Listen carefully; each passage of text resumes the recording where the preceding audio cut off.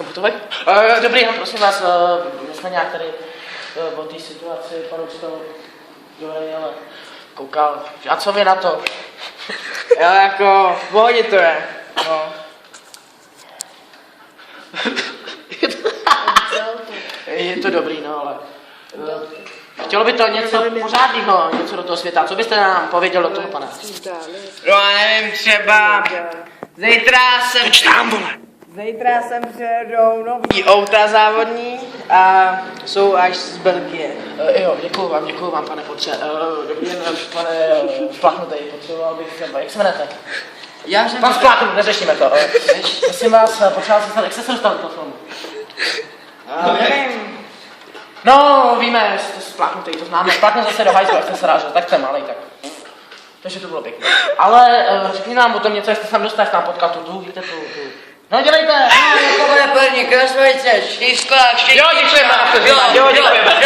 šektičná štířka, rosnička, všechny plný krasnovice. Jo, tak děkujeme. Jo, sedněte si. Ochranka! Prosím vás, můžu se zeptat. Vy máte ten klub, ten pornoklub tam u vás. Co tam máte? Všechno možný. Třetí lepší šlapky.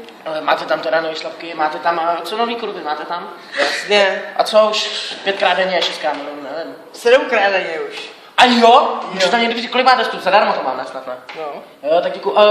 Pane Spláchnutej, máte nově vyzradit, to se prosím vás Spláchnout pomoci. Jo, děkujeme. A naschledanou s naší poltaři, děkujeme. Bye bye.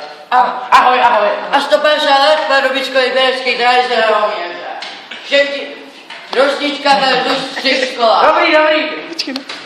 To je kokot.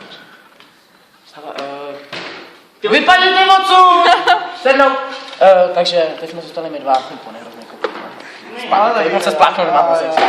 Ale je to tady super, přišel jste, co se nám na vaší, no to je jedno, na té NCZ líbí. Jak se to odhaluje? To vaše jak se vystral. To nejde. Na tu ženskou. Jo, je to nádhera, to známe. Je to prostě to, ale jedno... Víš, to je trapný, už tam jít Petr z toho.